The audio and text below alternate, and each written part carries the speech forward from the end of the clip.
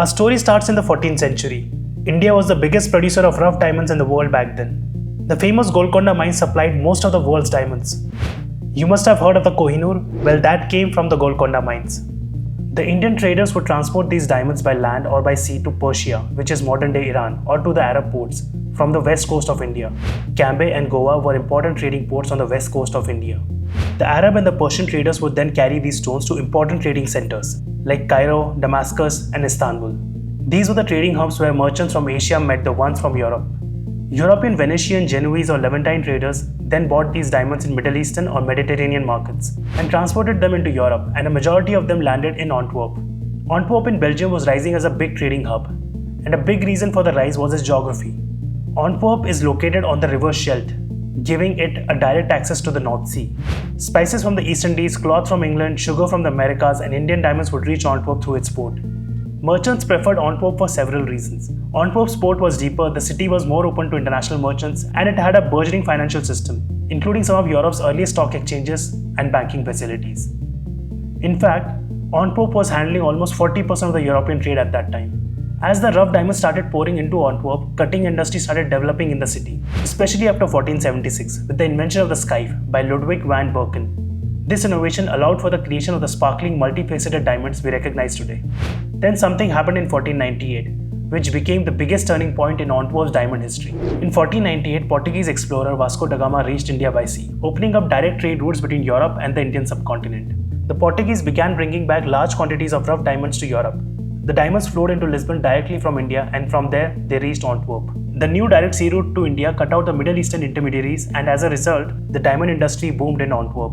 At the same time, Antwerp developed a skilled guild of diamond cutters who perfected techniques like the table cut and the rose cut. In fact, by the 16th century, the city had become Europe's center for diamond cutting. Many of these diamond traders and cutters were Jews.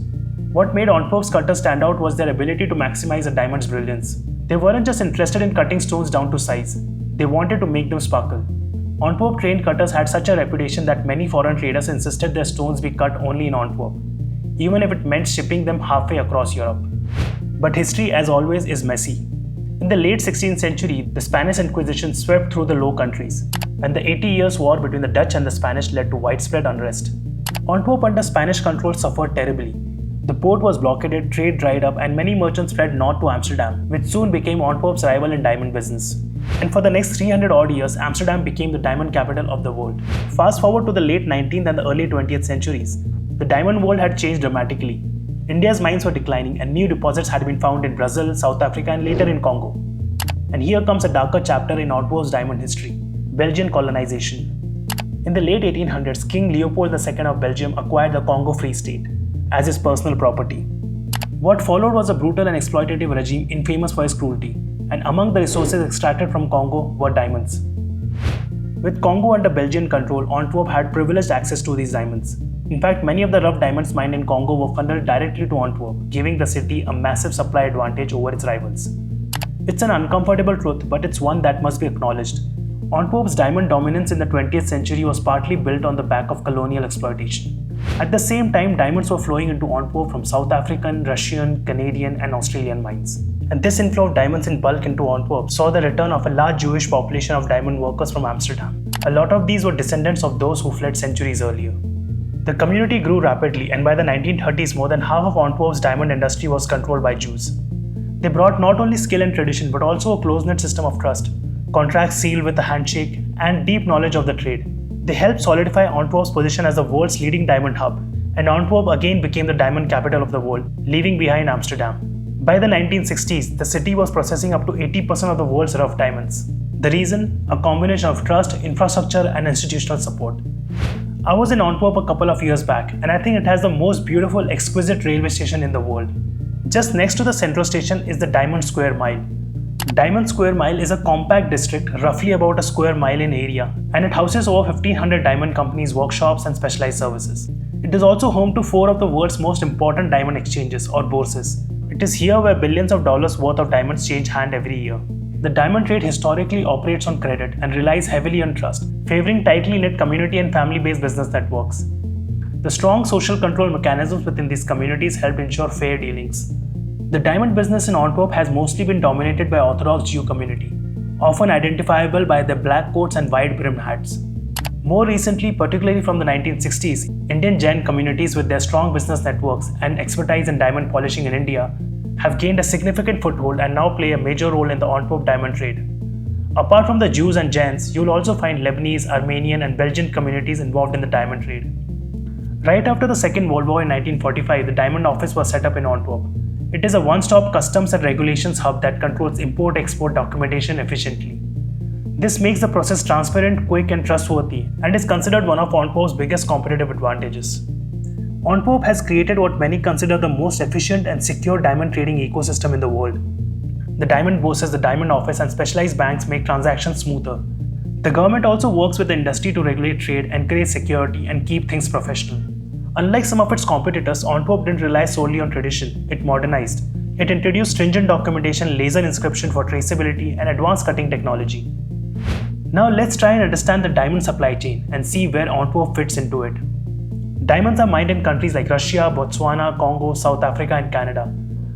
After extraction, raw diamonds undergo sorting and grading to classify them based on various factors, such as size, color, clarity and shape. Large mining companies like De Beers, Alrosa and Rio Tinto sell diamonds in bulk through site holders. Site holders are approved long-term buyers who are given direct access to rough diamonds from major mining companies. The diamonds then go through the Kimberley process certification process to ensure that they are conflict-free and are not blood diamonds. The rough diamonds then move into trading hubs like Antwerp. Other major diamond trading hubs are Mumbai, Tel Aviv and Dubai. Antwerp dominates here and around 84% of all rough diamonds are traded in Antwerp. A lot happens in Antwerp's diamond bosses in the Diamond Square Mile. Traders, brokers, dealers and companies buy and sell rough diamonds. Deals are negotiated between mining companies and polishers. Stones are graded and valuation is carried out based on market demand and cutting potential. From here, the diamonds are sent for cutting and polishing.